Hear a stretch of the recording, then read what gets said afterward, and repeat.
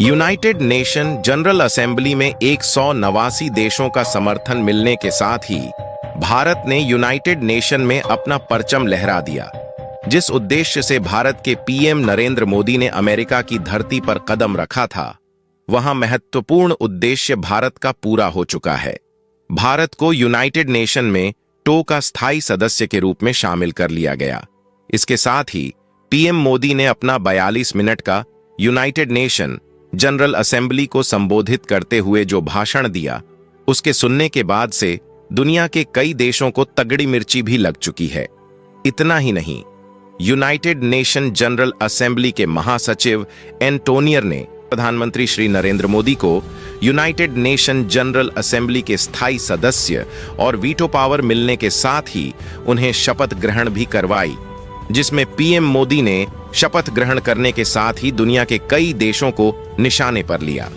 वह देश जो भारत के लिए हमेशा से यूनाइटेड नेशन के लिए रोड़ा बनकर खड़े हुए थे, उन पर बरसने के साथ ही पीएम मोदी ने चीन, पाकिस्तान, ईरान, तुर्की, साथ ही साथ कनाडा जैसे देशों को सीधा निशाने पर लेते हुए बहुत बड़ी घोषणा इस वक्त कर दी है। जो पीएम मोदी ने कहा है, उसे सुनने के बाद अमेरिका के भी पैरों तले से जमीन खिसक गई। तो वहीं भारत के इस भाषण के और पीएम मोदी के स्पीच के बाद से यूनाइटेड नेशन के कई देशों ने, लगभग 63 देशों ने भारत को अपना सीधा समर्थन सौंप दिया है। लेकिन इस समर्थन के मिलने के साथ ही भारत के साथ अब जो एक बार फिर से यूनाइटेड नेशन में पदवी अहम मिलने वाली है, इसको सुनने के बाद आप भी खुशी से झूम उठेंगे। जहां एक तरफ भारत को वीटो पावर मिल चुकी है, तो अब भारत को यूनाइटेड नेशन में अध्यक्षता भी मिलने जा रही है, जिसका क्राइटेरिया भारत ने यूनाइटेड नेशन में कदम रखने के साथ ही पूरा कर दिया है। और इसके साथ ही यूनाइटेड नेशन में रूस ने बहुत अहम भारत को लेकर के घोषणा कर दी है।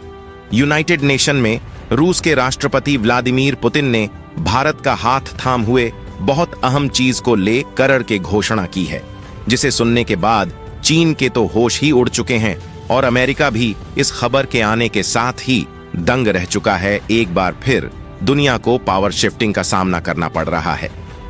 यूनाइटेड नेशंस में दशकों से भारत वीटो पावर के लिए संघर्ष कर रहा था, लेकिन अब भारत उसका अध्यक्ष बनने जा रहा है। 193 देशों में से 63 देशों ने भारत को अपना प्रतिनिधि चुना है। इसका क्या मतलब है और भारत को यह अध्यक्षता कैसे मिल रही है? साथ ही जब भारत ने यूनाइटेड नेशंस में अपनी जगह बनाई, तब चीन ने वॉकआउट कर दिया, लेकिन भारत ने उसे फिर से वापस ला दिया। यह खबर पूरी दुनिया के लिए बहुत महत्वपूर्ण है। इसके साथ ही भारत की अमेरिका यात्रा इतिहास में दर्ज होने वाली है।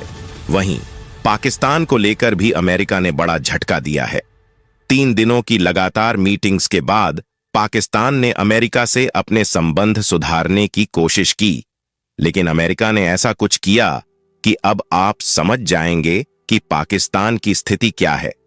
पूरी जानकारी इस वीडियो में आगे मिलेगी, तो चैनल पर बने रहें। अगर अभी तक आपने चैनल को सब्सक्राइब नहीं किया है तो कर लें, इससे हमें बड़ी मदद मिलेगी और यह दिखाता है कि हम अपने देश के लिए कितने एकजुट हैं। अपने देश की लगातार बढ़ रही क्षमता के लिए हम कितने ज्यादा एकत्र हैं, यह भी साफ होता है। तो कमेंट बॉक्स में जय हिंद, जय भारत लिखना बिल्कुल भी मत भूलिए दोस्तों। भारत को यूनाइटेड नेशन में वीट पावर को लेकर के भारत के पहुंचने से पहले ही चर्चा तेज हो चुकी थी।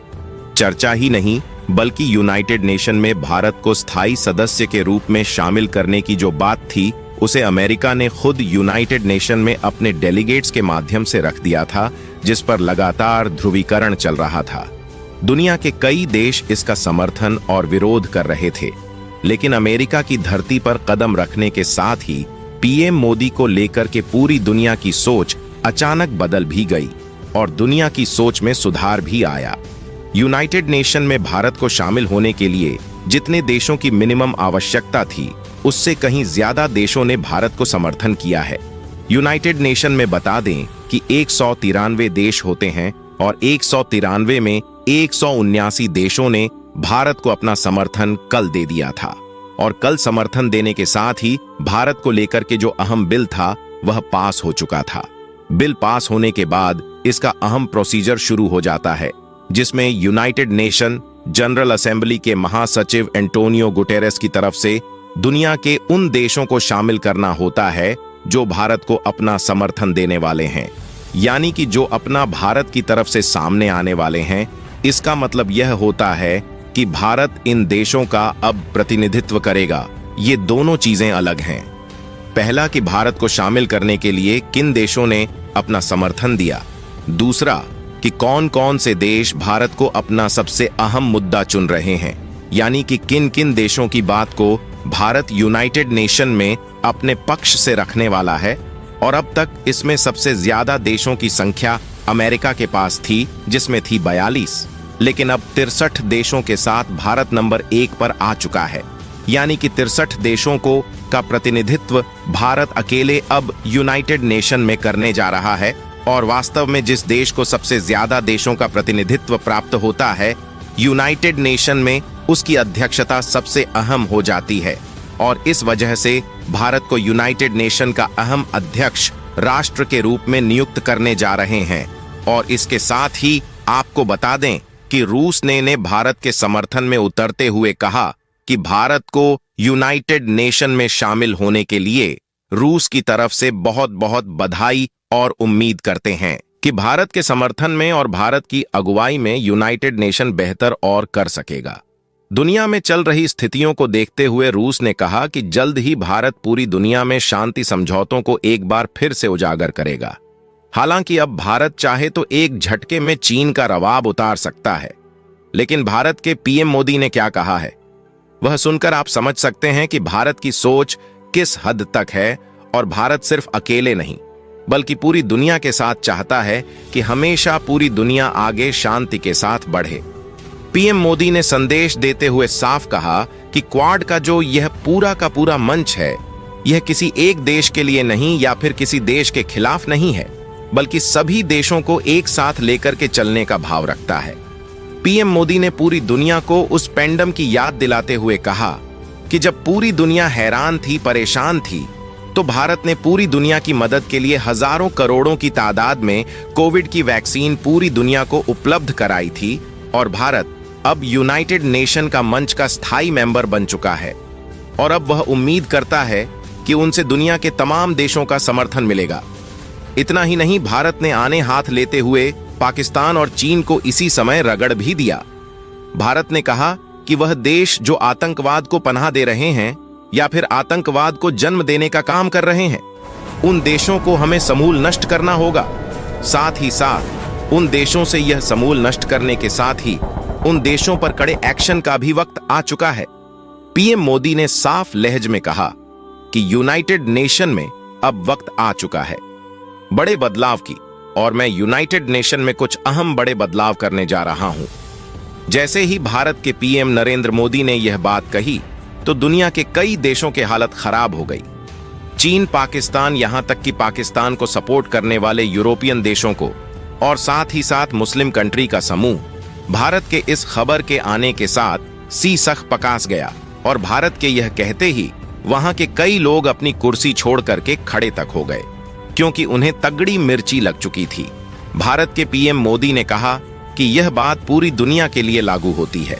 अगर कोई देश आतंक को पनाह देता है तो जरूरत है कि उस देश को सबक मिलकर के सिखाना चाहिए। इतना ही नहीं, उन्होंने कहा कि भारत हमेशा से शांति समझौतों के पक्ष में रहा है। और इतना ही नहीं, भारत को वीडियो पावर मिलने के साथ ही चीन ने तो यहां तक कह दिया कि भारत और अमेरिका दोनों मिलकर के दुनिया भर में बांटो और राज करो की नीति का अनुसरण कर रहे हैं। और भारत कभी नहीं चाहेगा कि दुनिया का और कोई देश भारत से आगे पहुंचे। हालांकि चीन की यह बात सरासर गलत साबित करते हुए पीएम मोदी ने इसका तगड़ा जवाब चीन को वहीं दे डाला। उन्होंने कहा कि दुनिया के तमाम देश जिनका प्रतिनिधित्व अब यूनाइटेड नेशन में, जो कि 63 देश हैं, भारत करने जा रहा है, उन देशों से पूछिए कि उनके हालात अभी क्या है और यूनाइटेड नेशन में कौन सा ऐसा देश था जो अब तक भारत या फिर उनके आसपास के देशों का प्रतिनिधित्व करता रहा हो। ऐसा कोई देश नहीं था जो उनकी स्थितियों को लेकर के बात करे। चाड, नाइजीरिया जैसे देश जिनमें बहुल गरीबी है, वहां तक कि भारत ने उनकी बात तक को भी रखने का शपथ लिया है। अब आप समझ सकते हैं कि भारत किस हद तक निर्भर है और किस हद तक भारत दुनिया के देशों के लिए सबसे खतरनाक भी है। आपका इसके बारे में क्या कहना है, कमेंट बॉक्स में बताएं। वीडियो को लाइक और चैनल को सब्सक्राइब करें। जय हिंद, वंदे मातरम।